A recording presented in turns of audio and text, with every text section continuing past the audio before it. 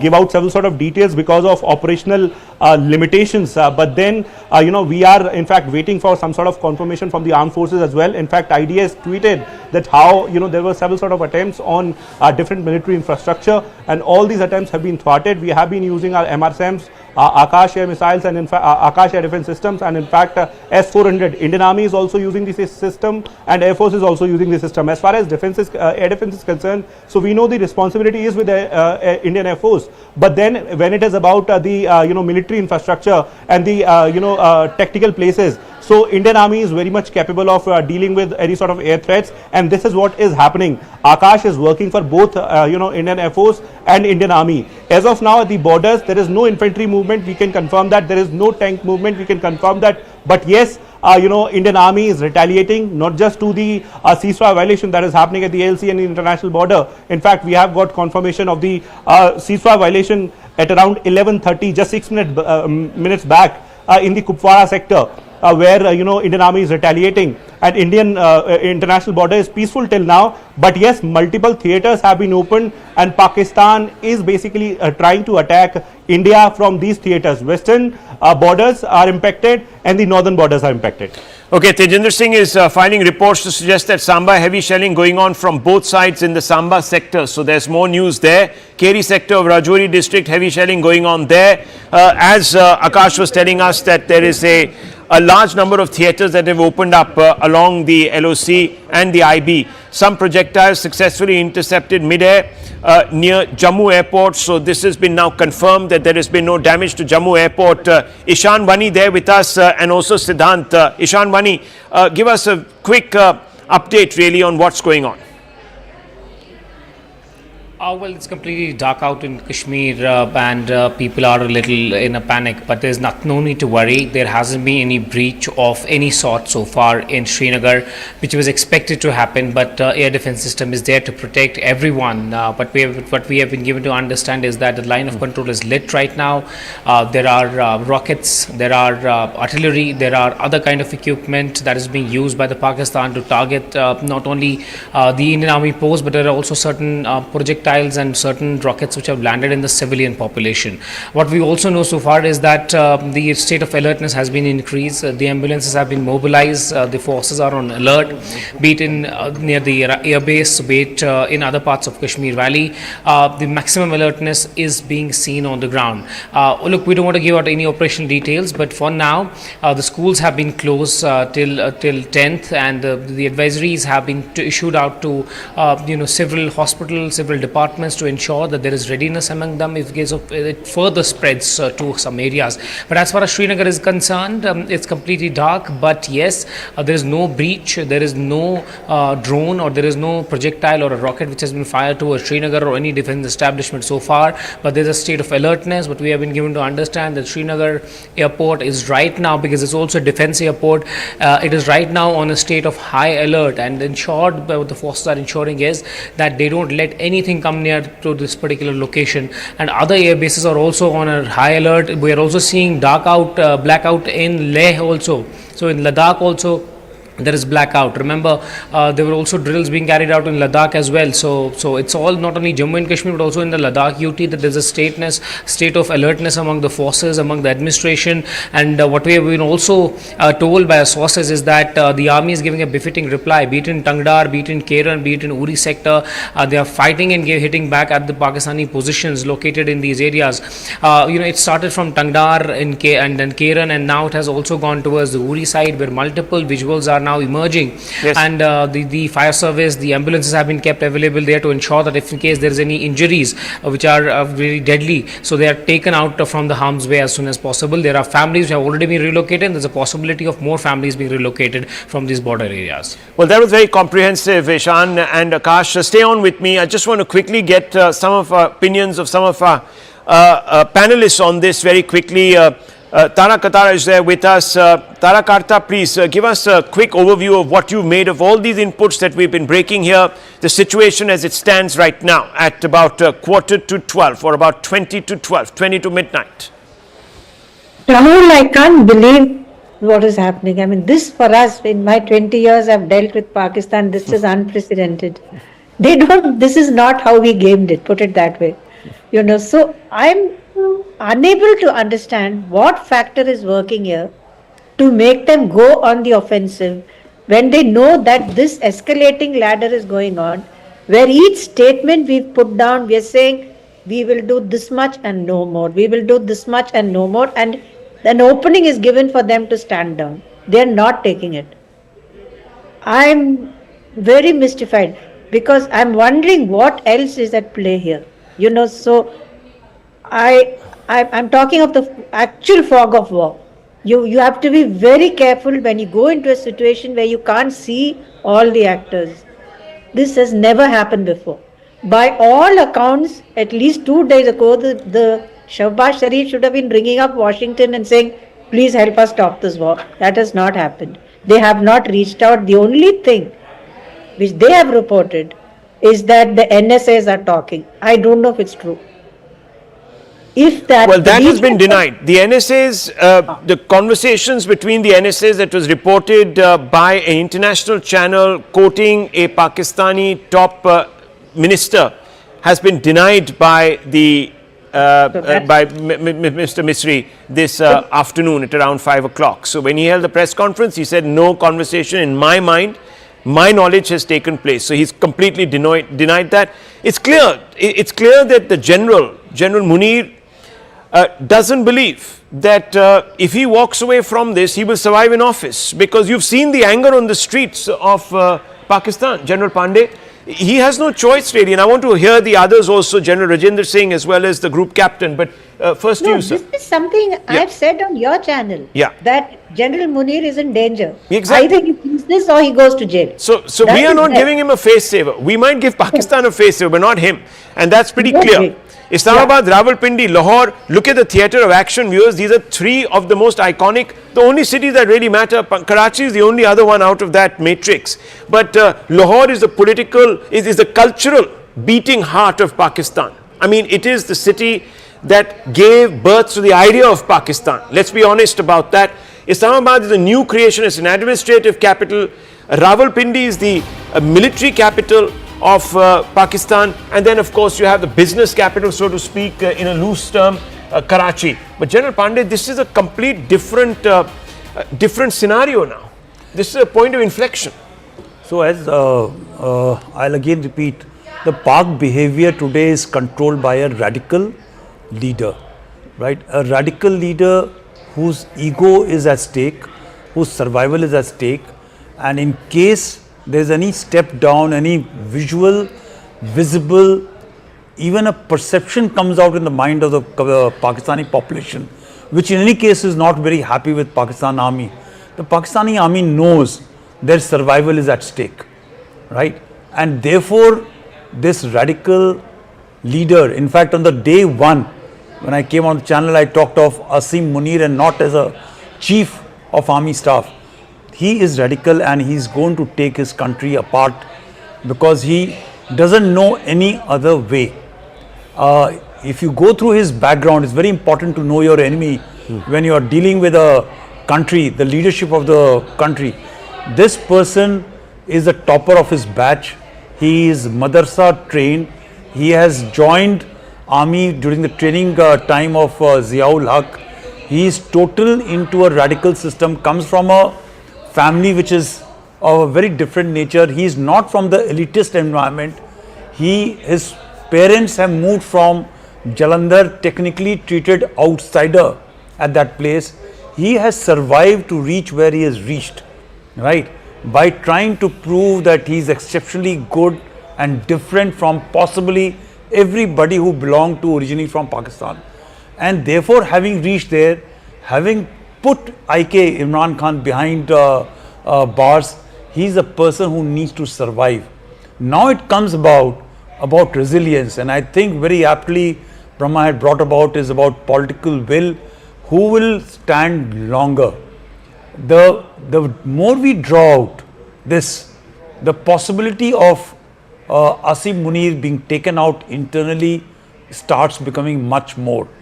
And the more rapidly we try and wrap up, his stature is going to come up higher. Okay, just there's an announcement being made at India Gate. Let's just try to get the audio on that. Yes.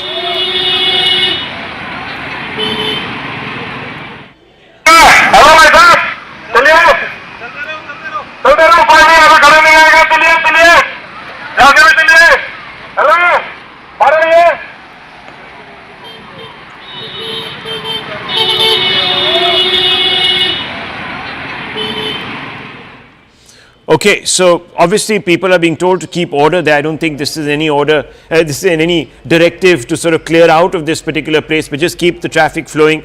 No gaping, just traffic management. I just hope that is exactly what we just saw. Very quickly, I want to bring in Sushant Serene and the group captain here. Sushant Serene, quick assessment now of what you're making of the present situation. Look, like I said earlier, right now we don't know exactly what is transpiring. Yeah. Where the attacks are taking place from the Indian side, what, if any, has been any damage. There are conflicting reports coming. In fact, these reports are actually confirmed by many sources that there is one pilot arrested in Jaisalmer and another one up north in the Pathankot sector, Aknoor probably. But again, we haven't seen any visuals. We can't really confirm it. Even on the attacks on Lahore, Islamabad, Rawalpindi, not confirmed as yet, because I'll wait till official guys say something. But I think it's very clear the Indian side is going to hit back, definitely. And the Pakistanis seem to be quaking in their feet simply because they are now denying that we have done anything. We have not done anything. These are false flag attacks that the Indians are probably going into Pakistan and then launching attack on themselves and then saying that, you know, the Pakistanis are launching attacks on us. They're that ridiculous, these bloody Pakistanis, right? So, and obviously because they've not been able to make any breakthrough, they are now, I think, bracing themselves for whatever will come from our. Now the question is, what is the level of retaliation we do? Do we up the ante? Or do we do so hang on. When you're talking about upping the ante, news coming in that India has dropped a drone near the Sharif family home in Raiwind. This is big news if this is indeed the case. The Sharifs getting the wind up their backside, really. This is a game-changing move symbolically. Put it in perspective for us, Sushant Serene. You know Pakistan like the back of your hand. This is a game changer, if this is true, of course. Raiwind is a place which is virtually on the outskirts of Lahore. It's like Shahadra is to Delhi, or Sahibabad is to Delhi. It's like that. It's almost like Murid Ke, right? It's a little closer, but it's almost like that. And the Sharifs have a big estate out there, palatial houses from ill-gotten wealth, which they have built out there. And the entire family stays out there. Nawaz Sharif stays out there. And if we are dropping a bomb near their estate, then it clearly is a kind of a signal. Ke boss, all of you guys who have been living in your palaces, if you think all of these places are going to be safe, no longer. Everything is in the crosshairs. Everything is going to be targeted. So I would imagine that is one of the messages being given. But like I said, so what is the level at which we are going to retaliate? There are various reports. Like I said, Rahul, we can't confirm anything right now. There are some reports that the Navy has attacked Karachi. There are some reports. So all kinds of stuff is coming out. And none of it is confirmed. But I would imagine that if we are going to start firing some missile systems at high value military targets in Pakistan, then of course that shows that we are scaling it up. We are not backing down. Forget backing down. Forget proportionality. We are now scaling it up. So bring what you can. Group captain wanted to have chai in Lahore. Group captain, you want to come in on this? See, I'll tell you, Rahul, and with utmost humility, I say this. I have the advantage of doing some kind of a crystal gazing, because most part of my life I have done only planning of such operations of such nature, including Blackout. So with that as the background, I have the sitting on your show, looking at what is going on, to see where I will be tomorrow morning or day after morning, having Lahori Chana Chaat or something, or in Raiwind, swimming in the swimming pool of Nawaz Sharif's estate. And I believe he has a huge medical center as well. So probably that is where he will be, hopefully. But jokes apart, selection and maintenance of aim, like I've been saying, we have selected an aim, we have maintained that aim, and I think we are going for that aim. And I'll stick my neck out and say this: our aim looks like, and it is achievable aim in short term, looks like is Lahore. We can do QPQ even if we reach outskirts of Lahore, we can do QPQ. And with these pilots on our side, another QPQ of telling them to come down from their high horses and talk peace. That is something can be achieved in couple of days. So all that has happened while we started this show and while we are going to wrap up this show is going to determine what will have to happen tomorrow, day after, or the day after. Wow, we're If our not business going to wrap up the show, that's for sure, because the show... Just one sentence. Yeah. Just one sentence. I'm really wondering where the Pakistani elite, how the Pakistani elite is going to run away from Pakistan, because they've closed their airspace. Normally, they keep their airspace open till all these fellows and their begums and their multitude of children have run away from the country. तो अब ये कहाँ जाएंगे बेचारे? इनको तो झेलना पड़ेगा. They have to face the brunt of India. Well, look, as I said, it is easy right now to, of course, let emotions flow because of the news that is coming in. But obviously, all of this is subject to confirmation. What exactly happened? We'll have to wait for another. As Vikram Misri says, I'll be speaking to you again. That's what he said. So hopefully, we'll be hearing from them. But General, let me bring you in, General Singh, and of course, General Pandey is also here. General Singh, now there is a fair idea of what India is also doing. So we've just had information from 8:30 till about 10:30, quarter to 11 about what the Pakistanis have been doing on Indian soil, but now we're getting inklings of what the Indian response has been and the shape of it. How do you respond to the news that is being filtered through? Rahul, I think this kind of a response was very much expected. This was expected from one of the most professional air force and the armies of the world. This was expected from one of the finest national leadership that our country has.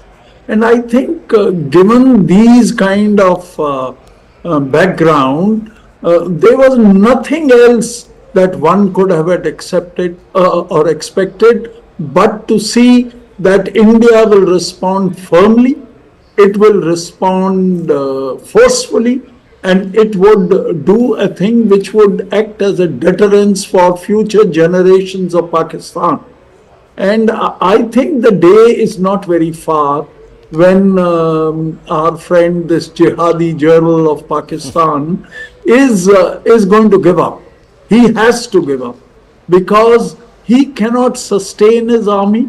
There is hardly any ammunition which is there with them. Their economy is down in the drain.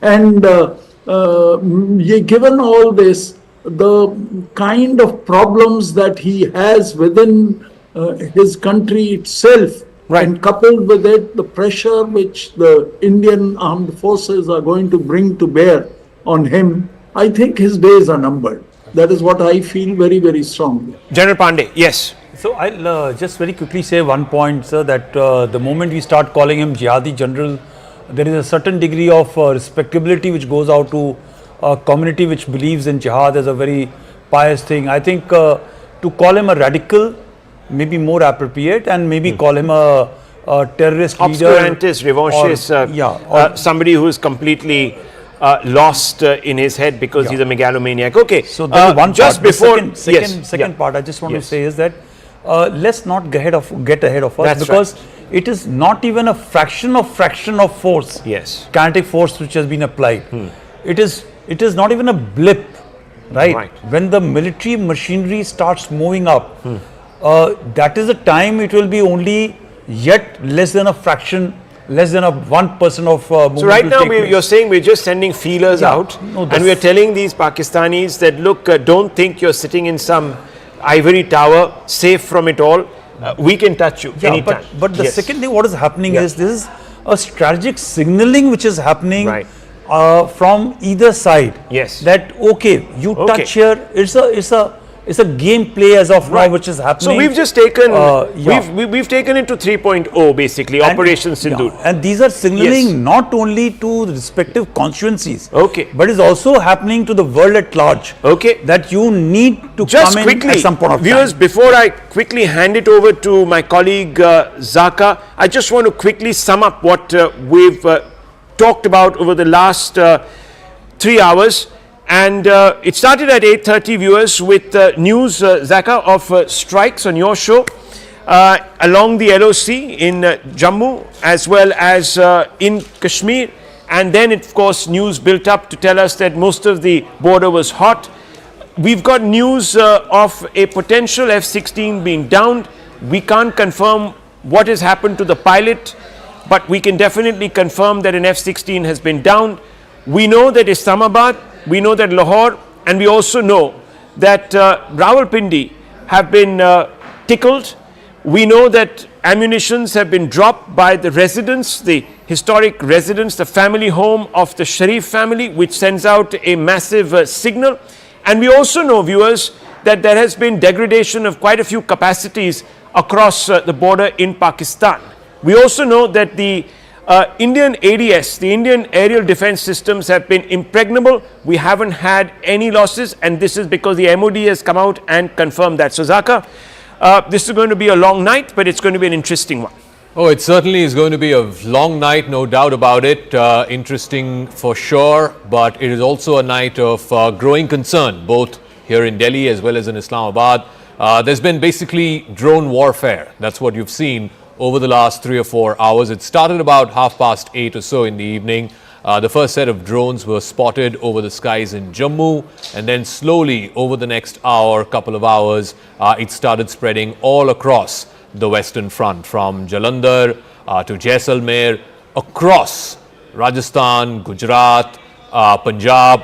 Multiple reports of drone swarms being spotted and thwarted by multiple air defense systems. There is the indigenous air defense system which India has developed and built, the Akash, and there is of course the Russian-made S-400 air defense system. So the good news is not one of these drone attacks have resulted in any kind of casualty or fatality up until now.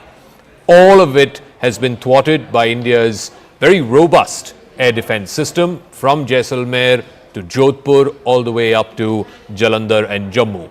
So the silver lining, as it were, is that all of these swarms of drones have been thwarted very successfully, I might add, by the Indian air defense system, both the indigenous one as well as the S-400, the Russian-made one. In response, India has sent loitering munitions, and it has left damage on the ground, is what we are given to understand, in at least 3 major Pakistani cities: in Lahore, which is the Punjabi heart of Pakistan, in Islamabad, which is the political capital, and in Rawalpindi, which is the military capital. The general headquarters is based in Rawalpindi. In all 3 of these sprawling urban centers, loitering munitions were sent by India. It has landed, some of it has penetrated through Pakistani air defense. It has caused explosions there, and as a result, there is some damage. What form, what nature, what scale of that damage is, we don't know. We don't have assessment of what's happened on the ground, but certainly loud explosions were heard in all 3 cities thanks to these loitering munitions. I want to first bring our viewers up to speed with all our reporters who are at different points across this western border. Ishan Vani is joining us from Srinagar, Anshul is joining us from Jalandhar, Akash will be also joining us from Srinagar, and Siddhant is there here in Delhi. But first I want to come across to you, Ishan. So have the anti-drone warfare, the anti-drone sort of attacks that were happening, the thwarting through the air defense systems in Srinagar and surrounding areas, has that now come to a conclusion? Also give us an update about what was happening along the line of control. There were reports of heavy artillery shelling all across the LOC over the last few hours. What is the reading and what is the situation there as well? Well, Zaka, in Jammu, it has started to slowly come down, and certain areas have also now started to get electricity back. It was completely dark there and still dark in Kashmir right at the moment.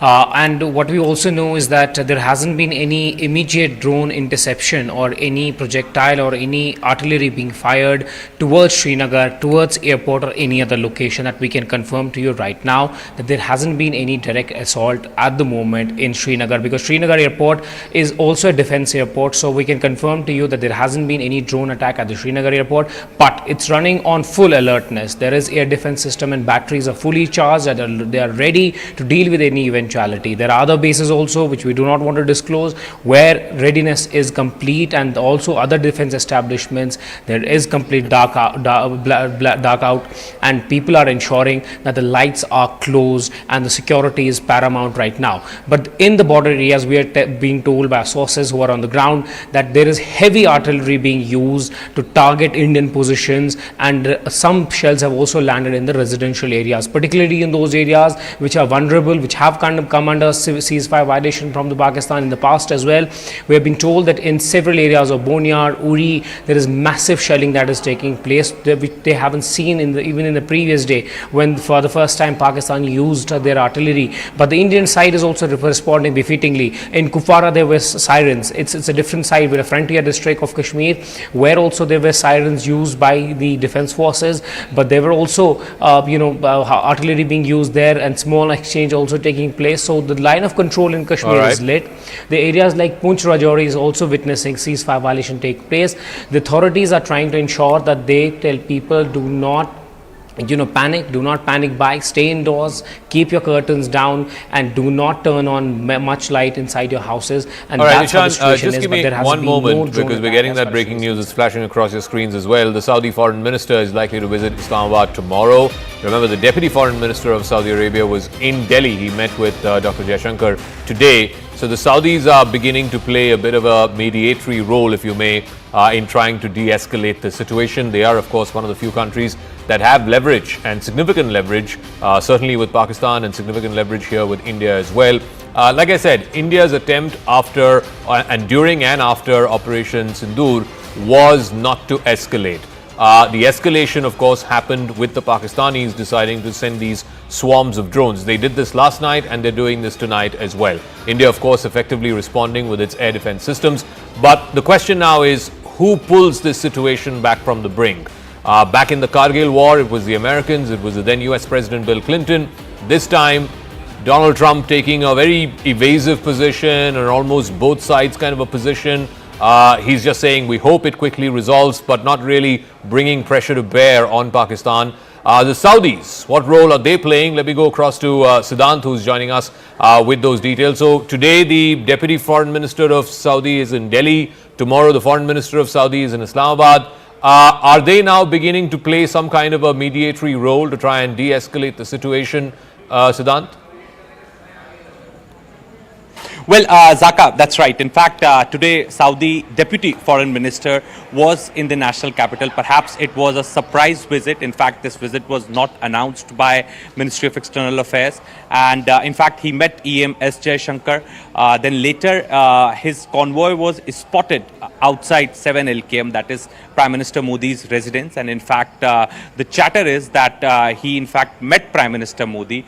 Perhaps the photo has not been released by the either side, and he is also being seen as an envoy to the Crown Prince. Perhaps the Saudi government has sent him for the mediation purpose, and as you rightly said, that Saudi Arabia certainly has leverage with Pakistan and with India, and in fact, when Pahalgam attack happened, Zaka, at that point in time, Prime Minister Modi was in Jeddah on a state visit, and in a joint statement, very strong worded condemnation came from both the countries as far as Pahalgam attack is concerned. And in fact, Crown Prince Mohammed bin Salman did extend full support to India at that point in time. So this time around, Zaka, these traditional West Asian countries, Saudi Arabia, Qatar, perhaps have come up with a very balanced statements. In fact, in their initial statements, they have extended full support to India.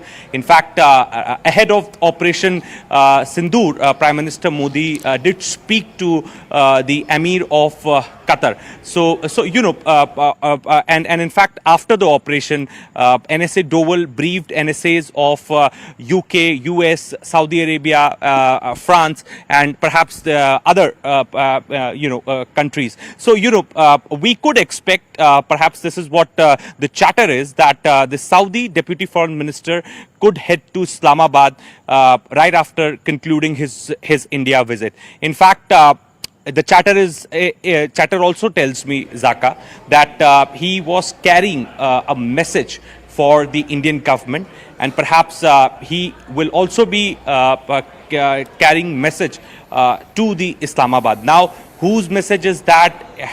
Is he directly representing the Saudi Arabian government, or perhaps is he on the behalf of some other government? We really don't know. But one thing is for sure, that since Saudi Arabia certainly has leverage with both the countries, perhaps Saudi Arabia can mediate between the two countries. All right, thanks for that, Siddhant. I also want to get a quick word in from Anshul as well as Akash. Anshul is in Jalandhar, where for the last few hours it was a complete blackout. I believe in other parts of Punjab, from Chandigarh and other parts, lights are getting switched on now. What are you seeing and hearing around you, Anshul? Well, yes, even at this point in time, I'll ask my video journalist Sumit Jaguri to show you in the visuals over here. There is an absolute blackout that has still been maintained over here, because remember, projectiles were actually launched towards Jalandhar at approximately 8:30 p.m. In the evening, but all these projectiles were actually handled by the air defense systems of our country, and not even a single projectile was able to land anywhere out here in Jalandhar. But as precautionary measure, a district which is very close to the borders, and hence this precautionary measure has been taken, that till 4 a.m. tomorrow morning these blackouts will continue out here in Jalandhar. But the situation is absolutely peaceful over here. There is an absolute sense of calm, absolutely no panic that can be sensed over here in Jalandhar. Definitely this shows the kind of confidence that the people of this country have on their armed forces, and how they will make sure that each and every inch, each and every person, each and every life is protected by our armed forces. All right, we'll leave it at that. I also want to get a quick word in from Akash. Akash, there's a lot of fake news, there's a lot of, wrong information that's flying around on social media. And I want to reiterate to our viewers that we are sticking to responsible reporting. There's been a lot of fake news that's been doing the rounds over the last few hours. At this time, what we need is calm. What we need is a degree of surety. What we need is a steady hand. What we need to tell our fellow countrymen and women is that, look, these are part of your normal war games. I think it's incredible that despite these swarms of drones across most western border cities and towns, not one has caused any major fatality or casualty. The air defense systems, both indigenous and foreign, are extremely working well. And I think that is important to underline. But Akash, what is the latest? What are top defense sources telling you? Ultimately, I mean, we are climbing up the escalation ladder. The question is, we're going with each passing day, one rung up, one rung up. Where is the off-ramp? What are the negotiations happening right now? Or are we still in the escalatory phase, not talking about any kind of off-ramp just yet? Right. So, Zaka, first of all, two things that I want to make very clear. Armored vehicle and also the infantry is not being used yet. And, in fact, the sources are very clear that no tank is moving, or no soldier is moving forward, at least till now. Also, army is retaliating. Yes, army is retaliating. We have got several locations. But again, we are waiting for some sort of confirmation, and that's why we are not putting out, in fact, the locations within Pakistan where Indian Army has hit, and in fact the Indian Armed Forces have hit.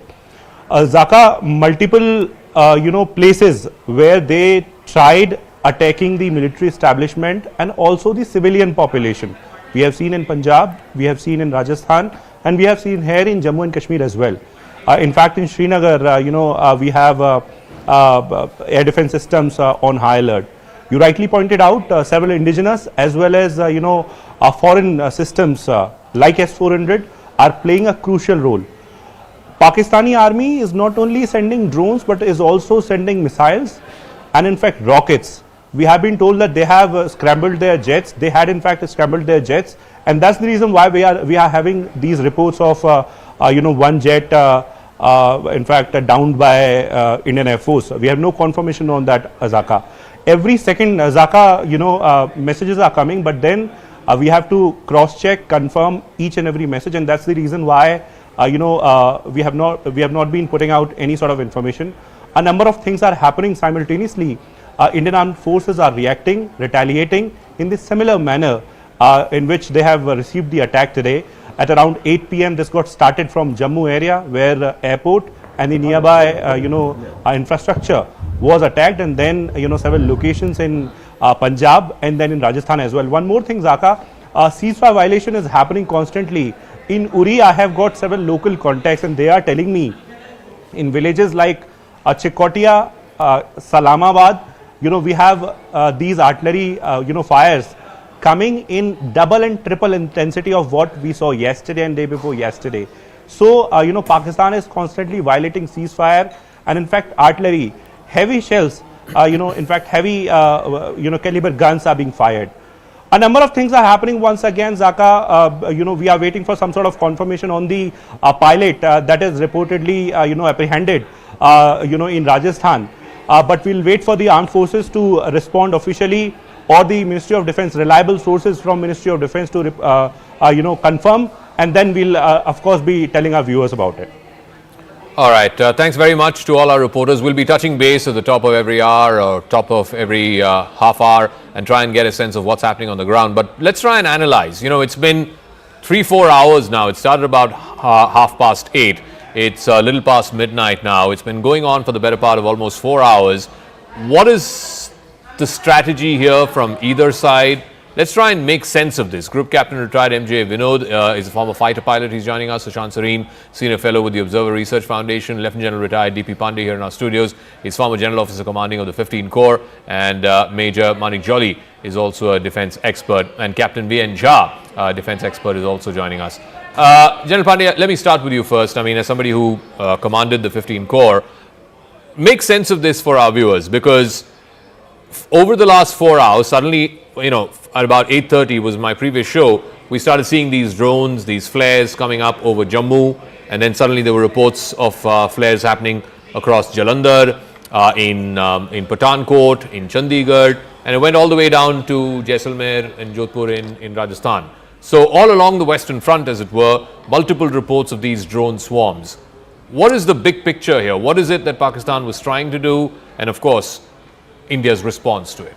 So, there are conflicts or engagements are of level of signaling. I'll just take the bigger picture is that what each side is doing to other is important, and starts from what happened on 22nd April, wherein this Pahalgam incident happened, and thereafter the ball was on our court actually to respond in a manner so that it is also reflective of a very responsible nation, in which those words are very clear that it was zero escalatory when we hit out at the targets at the headquarters of the terrorist headquarters, which we are fully aware. But coming on to the last 4 hours, I can just very quickly wrap up by saying that there is a bouquet of engagement which has been put across, starting from small arms direct firing weapons to missiles, which are again short range direct firing systems, to rockets, which are again very short range, and they have raised up the level of ante to the crossing of drones, missiles, hitting out targets which are slightly into depth. So while we went out to Bahawalpur, the similar attempts to showcase a quid pro quo scenario to hit out at Jaisalmer and deep into our own Punjab, Rajasthan, and of course Jammu and Kashmir area was attempted by Pakistan, which was deflected and destroyed by our very effective, very well integrated, well oiled system. I am quite proud because one has been practicing, rehearsing and seeing all these things. I used to always have a doubt in my mind that when the time comes, will they be able to respond? But I guess coming in of Akash and also coming in of S-400, has to change the entire paradigm into our advantage, Okay. which has ensured that we have been able to take care of our airspace, which was always a very big gap in our system. So that is one part. The second is that the levers continue to remain below that very critical threshold, which will become the point of no return when the boots on the ground cross the Yeah. borders. So we have to actually now see that where this calculation of the Pakistani, that radical chief is going to take over, and how far is willing to take his country on the downslide manner. Yeah. Because right now, we as a nation are giving Pakistani as a nation a chance and option to opt out from the de-escalation scenario, right?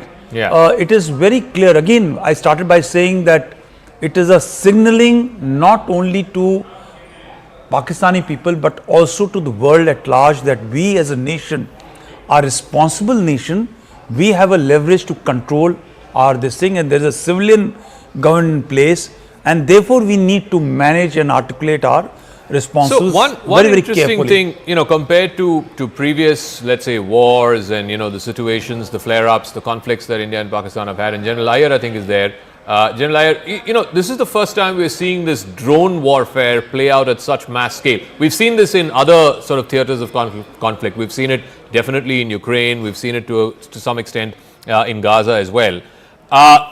This is the reality of modern day warfare, that you're going to have these swarms of drones first being put out before the aircraft and the other rockets and missiles are being put out. And then, of course, as General Pandey here said in our studios, the final step, of course, would be when your tanks and your armored divisions and your men start moving. Are we still at stage 1, maybe stage 1.5 in what looks like a long escalatory battle?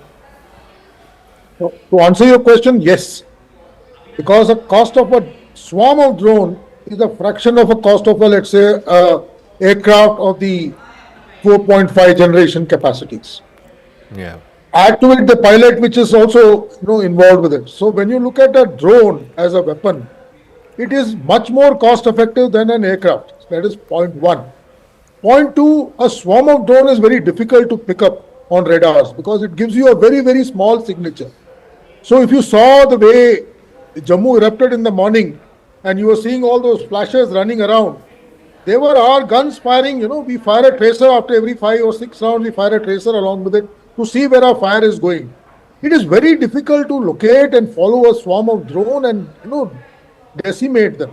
So to that extent, the way our AD has performed today is, I can just say it's marvelous. It was something which was biting me throughout my service life as to whether, we don't have very state-of-the-art ground AD equipment. Let me tell you this, all our AD is, we call it a little antiquated if you were to say, but they have performed absolutely marvelous, I can say, the way they have been able to, intercept these swarms. That's the second point. The third point I would like to elaborate on something which Devendra just said. And, let's go back to 5th of May. There was a statement made by the DG ISPR in one of his, daily discourse. Yeah. He says if India wants to go adventurous, they may start the conflict, but we will, end it at our terms, etc., etc. When you are not the strong person, when you are going to get, when you are aware that there's going to be a response, to make such, big statements is something which is going to force you to, think where you're going to off-ramp. To my mind, 7th morning, there was a very, very clear window for Pakistan to off-ramp. Why do I say that? We had achieved everything. We had put out a statement that India doesn't want to escalate any further. And but I was in your show when we were repeatedly emphasizing on this point. Somewhere Pakistan had managed to convey to his audience that they had downed 3 Rafales and 2 more aircrafts of ours. They had made statements in their parliament. By and large, if at that time sensible guy was there, and I again agree with General Pandey, because the person at the helm over there is a radical guy. He doesn't realize what implies taking Pakistan to war. Yeah. That was a very clear window, and I think India was very sensible not to comment on this repeated claim of 5, Indian aircrafts being down. We kept quiet, gave him a exit window, and I felt that yesterday evening they will, use that and go out.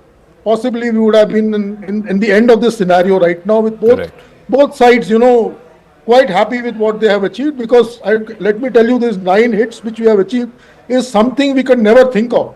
Especially in my 39 years of service, I never could think of, hitting from Bhalpur right up to Kotli. Yeah. It is a huge swath that we have engaged and engaged precisely. Okay, So- General, give me a moment. Tajinder is also joining us. He's joining us live from Srinagar.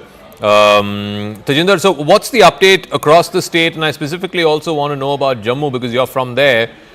It started about 8:30 in the evening today. Are we now approaching a stage where things are beginning to get back to normal? For example, in Jalandhar, Chandigarh, etc., I think the lights are coming back on. But where you are, it seems like the blackout is still on. Very much so. Yes, sir. Yes, Zaka. I'm in Baramulla right now, and this place is it is under a complete blackout right now, Zaka. I can hear the artillery shells that are being fired from the Pakistan side, though my location is at a safer distance from Uri, where the firing is going on. Pakistan has been violating the ceasefire, and what we have come to know that a civilian, a woman, has been killed in Uri sector because of the continuous ceasefire violation from the Pakistan side. As far as Jammu is concerned, as you mentioned, that in Jammu the electricity has been restored, the blackout is over, and it seems that the attack from the Pakistan side, which has been completely foiled by our defense forces, life is slowly limping back to normalcy in Jammu, though people have been advised to remain cautious, remain indoor, and ensure that no rumors are spread. All the projectiles that were fired from the Pakistan side on the vital military installations in Jammu region were destroyed by our air defense mechanism. So no damage in Jammu, but yes, heavy ceasefire violation is being reported from Rajouri, Poonch, Kathua, Samba, where the Indian Armed Forces, the Border Security Force also is giving a befitting response to Pakistan.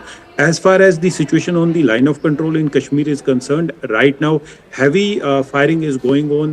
The Pakistan side is using artillery shells to target the civilian population in Uri. One woman has been killed, several have been injured, and the people in the line of fire are being evacuated right now.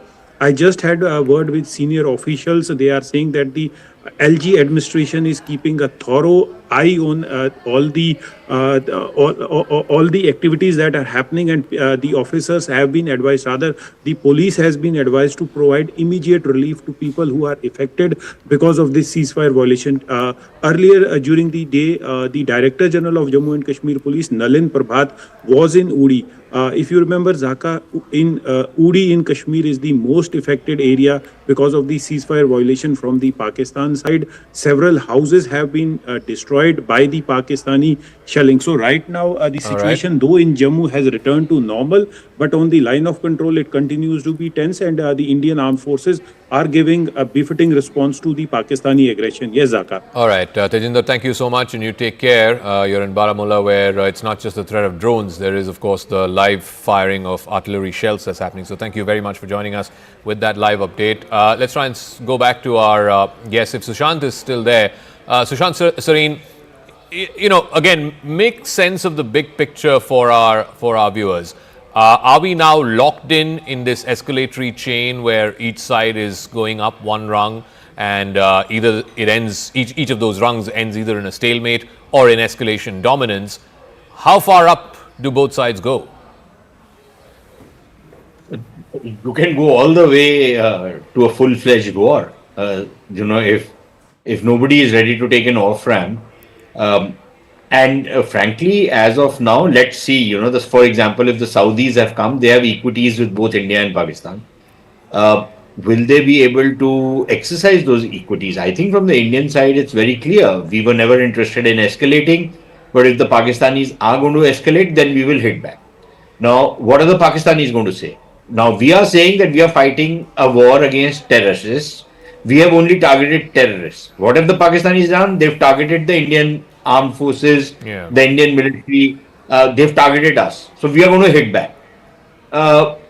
do the Pakistanis get an off ramp, and will they be forced to take one? And then what happens to their regime? And Zaka, I think this is a critical point. In Pakistan, it becomes a question of regime survival, not just of Asim Munir, but also of his Chaprasi, the so-called Prime Minister of Pakistan. The man was brought into office by Asim Munir. He depends on the crutches of Asim Munir.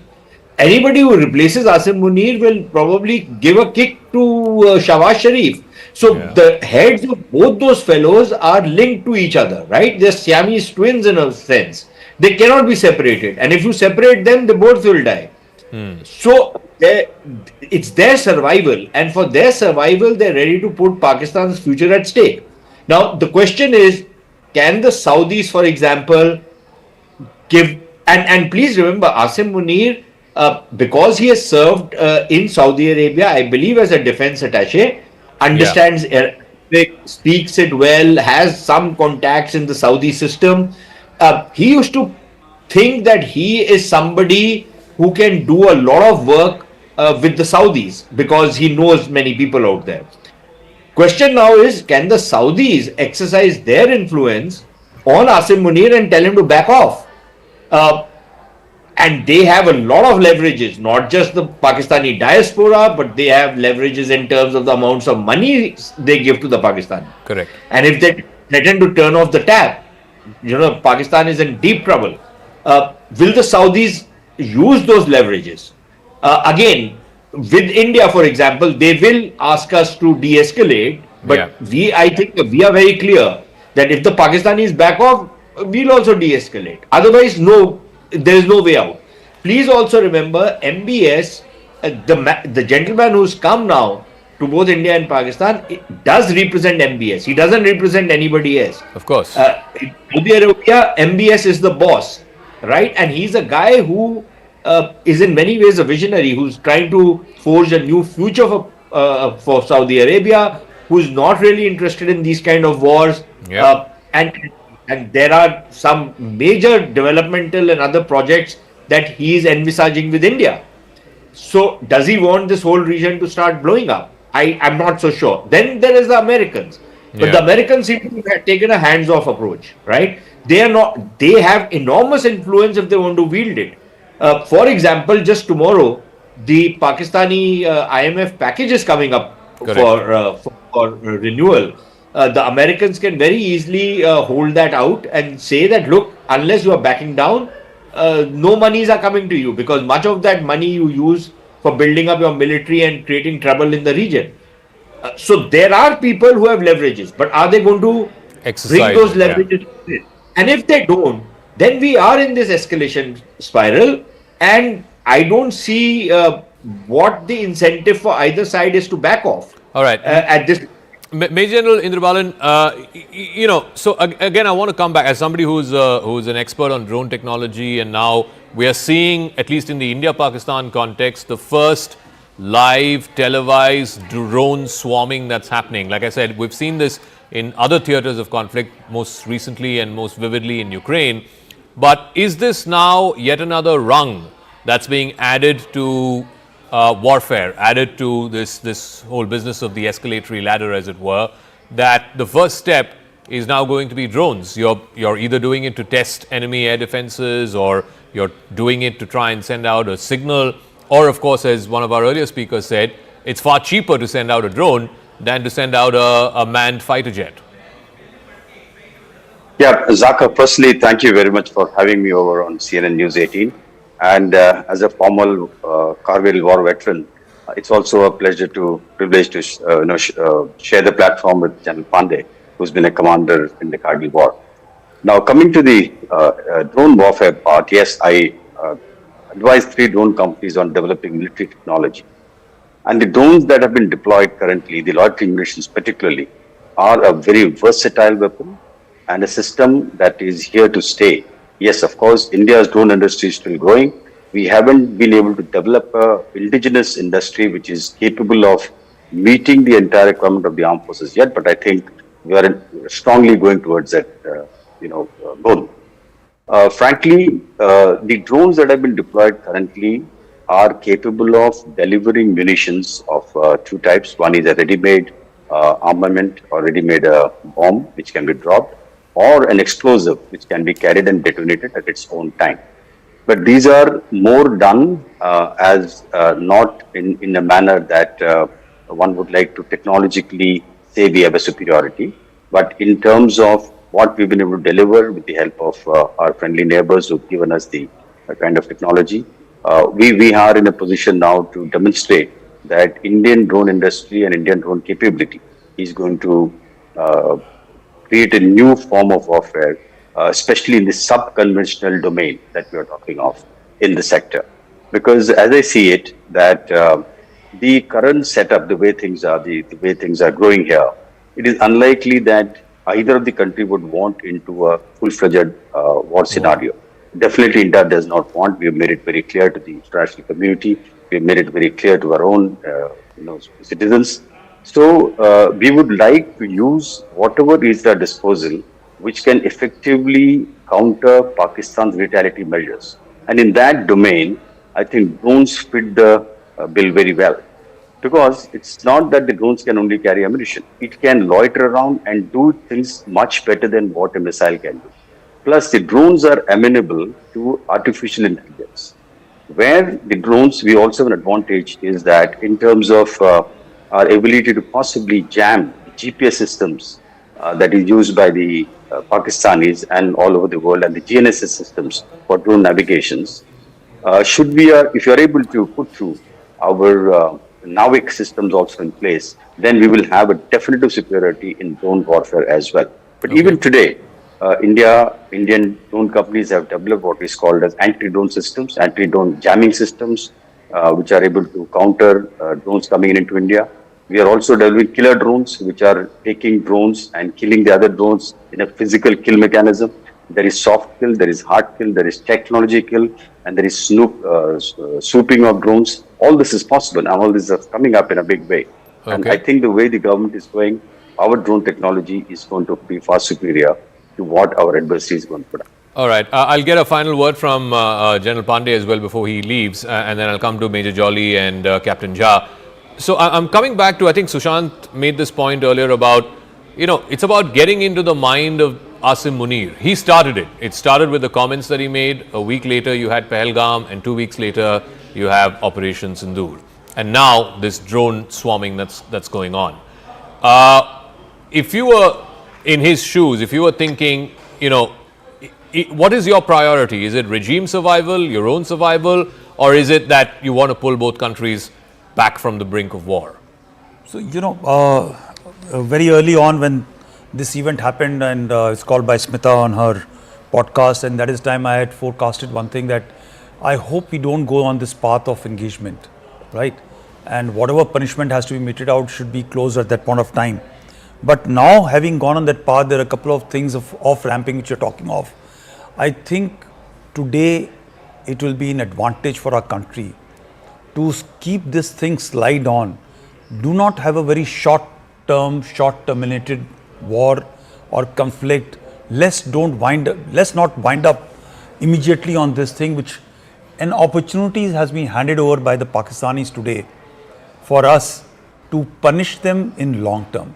What is happening, why we can punish, is firstly, if you keep them engaged, their credibility is downsliding very fast. Okay. They will have to do something very serious to regain the credibility today. On the western front, the Balochis are actually pulling on the tails. This is a time we need to urge the western powers that Baloch is a very plausible answer today to resolve a problem which is called Pakistan.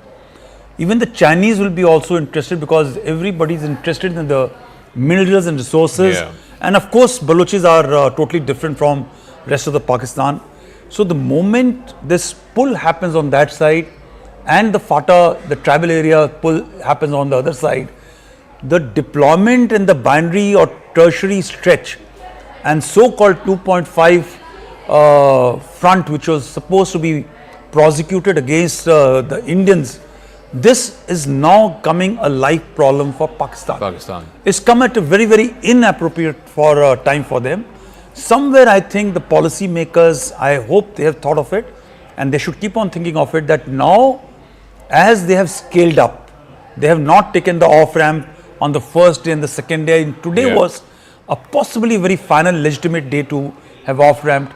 The point which should be told through the Saudi minister is that you change that man who was a driver of an entire thing and possibly shame him out and put him in the prison and make him pay for it the way so many other leaders have been made to pay in Pakistan. It will happen or not is a matter of debate.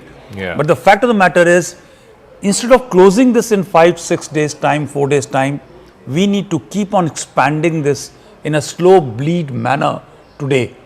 What Indra had just brought out, we have a capacity of industrial capacity which will be ramped up not only with our help, with the help of so many other people, to build up and support our this thing. And tomorrow, when the Americans allow this IMF loan thing to go through, the Pakistanis should know it has been done for them to buy weapons from them for fight, to continue the fight, right? And if it is denied by the Americans, it will be a statement to tell the Pakistanis to rein their act. It may not rain, but there are very, very important signals which mature nations must give. In case they withhold the IMF loan, it implies they mean serious business to stop another conflict in the region. Otherwise, in case they give this loan, it is actually telling the Pakistanis that, okay, you will fight the last man in the region by us providing a long-term loan and debt. And interestingly, they may not buy the weapon and systems from the Americans. They may still go for the cheaper versions to buy it from the Chinese. So it is all game open now. But the smartest move for us will be to take the maximum out of this advantageous position today. We are on third day on, we are on the strike 3 and we are succeeding quite heavily. We should not let this advantage slide down. All right, we'll leave it at that. Thank you very much, General Pandey, for joining us. But the other guests will continue to stay with us. But I just want to get a quick recap of what's going on the ground. If I can get back to our reporters, Ishan Vani in Srinagar, Siddhant is in Delhi, Akash in Srinagar, of course, Anshul in Jalandhar. We'll try and get a sense of, there are two sets of things that are happening. One is, of course, the ceasefire violations that are happening along the LC and the IB, essentially the artillery fire that's been going on. And then there is, for the last 4 hours or so, this drone swarm that's been happening all the way from Jammu down up to Jaisalmer. There are unconfirmed reports of a Pakistani Air Force pilot being grounded, being caught, but we are not putting that out unless we get multiple source confirmation on that. What we can confirm for you, though, that one Pakistani Air Force F-16 has been brought down over Jaisalmer, and I think that is important because it's a heavy duty machine. Remember, even in 2019, Abhinandan had actually shot down a Pakistani F-16. Of course, it's a different matter that his MiG-21 Bison was also brought down and he was caught in captivity, and that proved to be a bit of an off-ramp. In this case, the F-16 has gone down. We don't know about the fate of the pilot.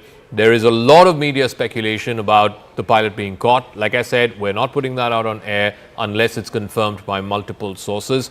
But if and when that happens, if and when that happens, that gives India a degree of leverage against Pakistan. It could potentially open up a possible off-ramp, if you will, to try and pull back from this brink. Ishan Vani is joining us from Srinagar. Ishan, what is the latest? What are you hearing more from the ground, both in terms of the ceasefire violations at the LC, as well as, of course, this blackout? Is that blackout now over in Srinagar and other surrounding areas? Well, not completely. It's still blackout here, and police has advised us to come inside the building, and that's why we are inside now. What we have been given to understand is that there's a massive damage to the civilian infrastructure in Uri due to Pakistan's, again, ceasefire violation. What we also know is that a lady has lost her life in the ceasefire violation, while 3 of them who are injured are being treated at different hospitals in Baramulla. There's state of alertness in the middle medical staff in the ground establishment to ensure that people are swiftly shifted. There are multiple families who have been displaced due to the ceasefire violation, and possibly because of the renewed ceasefire violation, there's a possibility that more families would get displaced. Now in Tangdar, in Keran, in Uri, there has been continuous ceasefire violation that has been taking place, and particularly the use of artillery is something which is very deadly. We saw one such spot and one such house where artillery had landed roadside and had completely destroyed the entire road, the buildings adjacent to it, because the shrapnels go really far and it can even lead to death even if you are staying a little far. So that is how dangerous it is right now in Uri. We are being told that there is massive shelling that is taking place right now in Uri, but in Srinagar, luckily there were no drones which were intercepted. There was no need to intercept any drones, or there were no drones which were sent towards Srinagar. There was a fear of drones being sent towards military establishments, because there are certain extremely sensitive military establishments which are important for the forces on the ground. There was complete dark out and blackout, and completely nothing was visible for long hours, and that's why right now we are being told that the situation is being monitored constantly, and after our hour basis the decision is being made to really what to do. But state of alertness is there. Top officials, we are told, are in their offices or on their toes. Nobody is sleeping in Srinagar tonight because officials are monitoring the situation continuously. All right, thanks for that, Ishan. I also want to go across to Major Manik Jolly.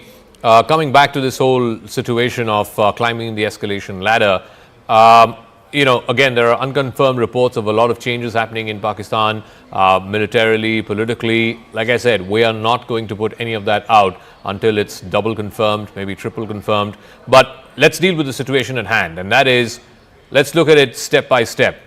You had the Chief of Army Staff in Pakistan making those very egregious, visceral comments about Hindus and Muslims.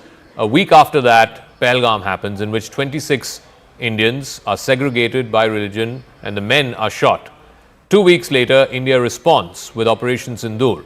9 locations hit, 21 strikes, all terror launch pads.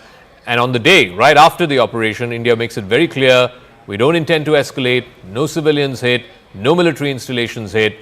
Why didn't Pakistan take that off-ramp? And now that they haven't, what happens now, Major? Like, you just keep escalating this one after another, one rung after another. Today it's these drones, tomorrow it could be the fighter jets, and the day after you could be moving your armored and mechanized divisions, and the last day you could be moving your troops. So really, where is the potential here for some slightly more calmer heads to prevail, so that both sides can back off from the brink?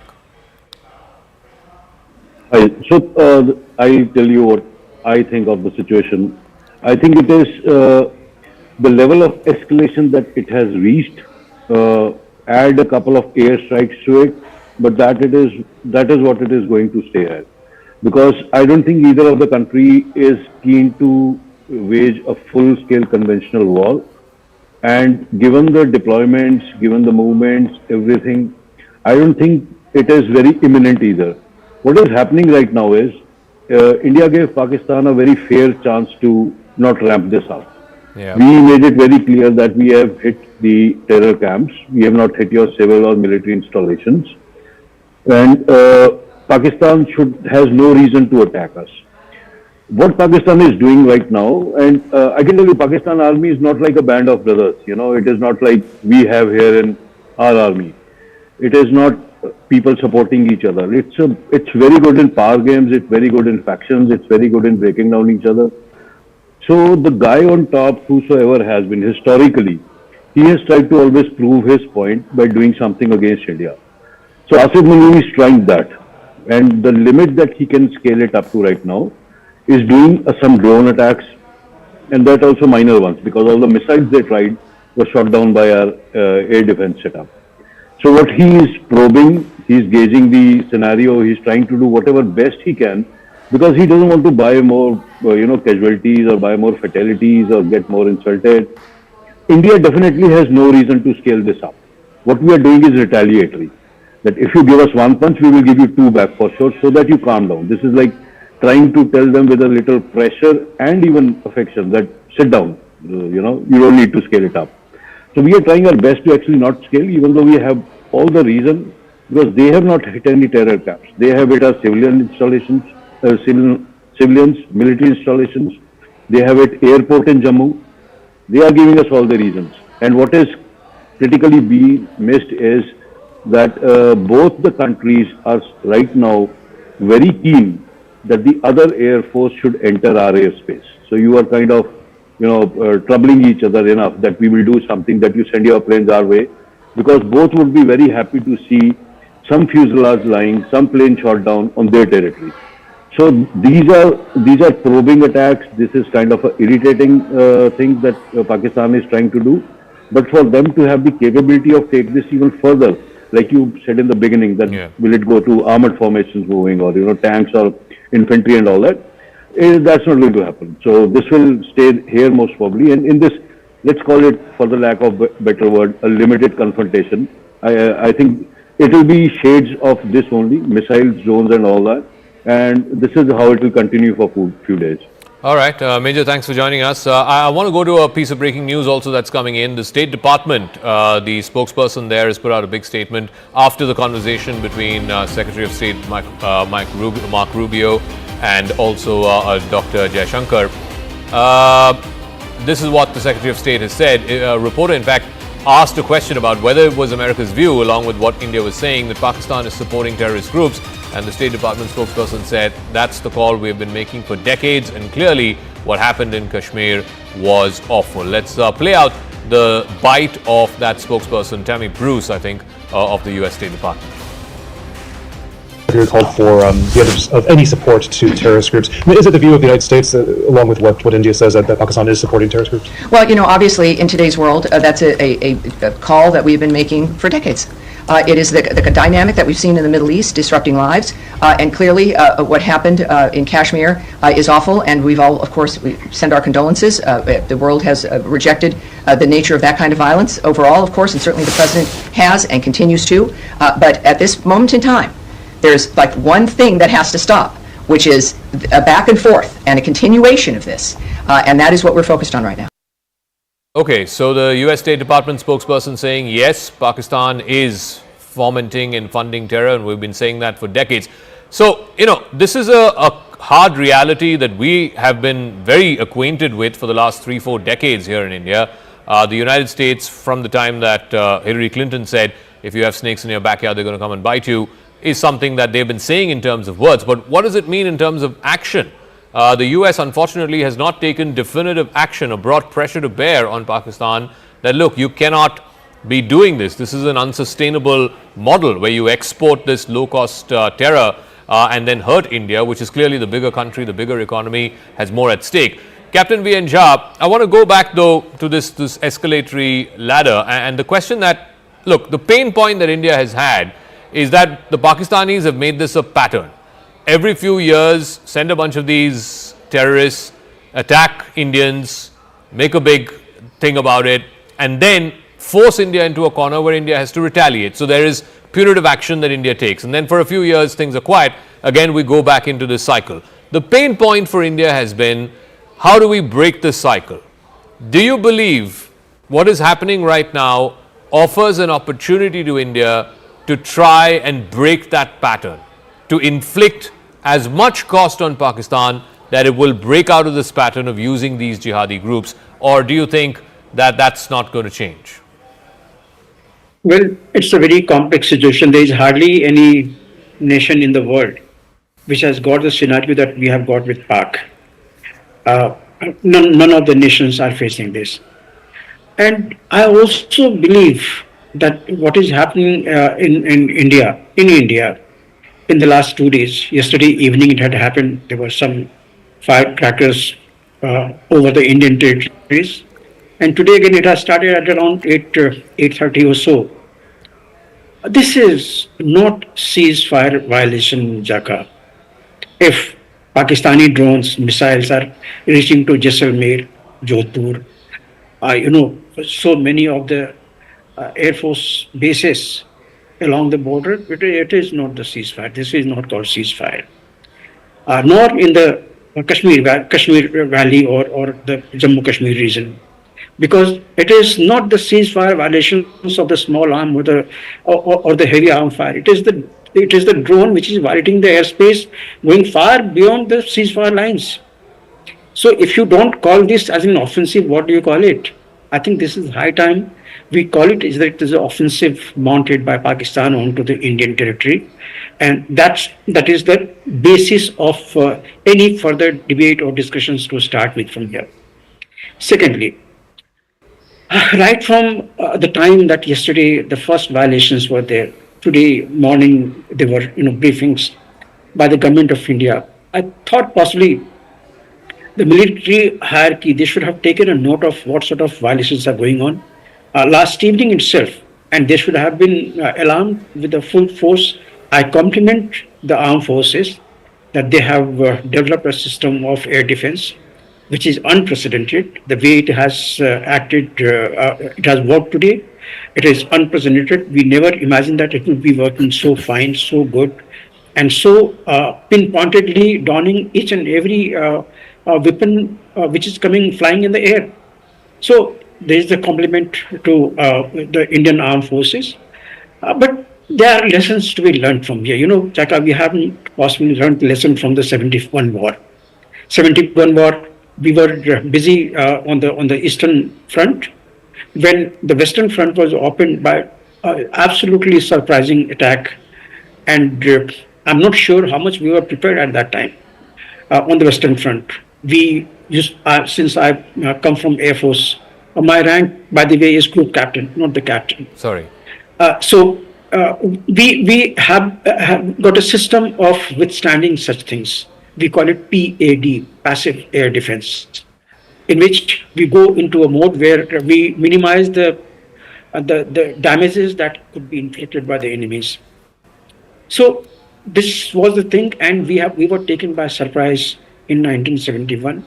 We haven't learned that lesson. Even this time, on many channels, we have been getting the prompts, we have been getting the hints that Pakistan has built up a structure wherein they can launch a surprise attack.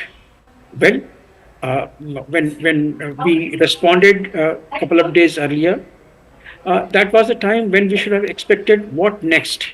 It was good for the government of India to have announced on 23rd itself for the armed forces to be in the readiness. But that readiness should have also been oriented towards aborting or thwarting any such, escalatory attack. Remember, Jaka, in the terms of Air Force, the air assets that could be damaged by the surprise attack, first surprise attack, is much more than what subsequently you can retaliate. So that particular element of surprise or the first attack should have, in my opinion, rested with India, not Pakistan. But anyway, we can't go back in the time. They have. But all of it has been thwarted, Group Captain. I mean, from whatever I can tell so far, the information that's coming in, other than one explosion in Jalandhar and one explosion in Jaisalmer, where again there are no fatalities, no casualties. Almost everything has been thwarted by the air defense system. Yes, that's what I complimented. The first thing that the Indian Armed Forces has developed such a system, which has by and large thwarted. But see, this is a time when the informations to all of us may not be coming the way it was coming earlier. So let us not speculate that nothing has happened or something has happened. Nothing. I'm just trying to tell you that the element of surprise that should have been mounted was India should have taken the initiative, because India is much larger a force. And we knew this is going to happen because the moment jihadis were attacked day first today, we knew that the jihadi element within Pakistan will mount so much of pressure on their armed forces to launch this attack, because they can't take it lying down that they have been hit. Okay. And that was the beginning point, what was prompting us to adopt a posture that the moment you see some initiative being taken, surprise them with the type of things what had happened. Remember, this won't have been the initiation by India, because Pakistan had already initiated day first, day evening. Day first yesterday evening also, some of our bases were, attempted to be hit. So that was the initiation was already taken by Pakistan. So they were the aggressor in the first place. Fair enough. What has gone past is gone past. And right now, what we must look at it is India must use all the resources. When all these attacks were happening, like what we had seen over Gaza by Iran, that was the time it was coming to my mind that yes, good, that Iron Dome system, our indigenous so-called Iron Dome system is working so well. But that was a time when we felt that possibly our strategic command, they should have initiated something with which we would have seen a changing scenario in Pakistan. Pakistan should have been put into defensive rather than we falling into defensive. Okay, So, that's a fair point. I think we can elaborate on that. But I also want to get up before we take a break. Commodore JJ Singh is also there. JJ Singh is also there with us. Commodore, what you're seeing right now is both sides sort of climbing the escalation ladder. After Operation Sindoor, now Pakistan sending these swarms of drones over Jammu, over Jalandhar, over Jaisalmer, across most cities and towns through the Western Front.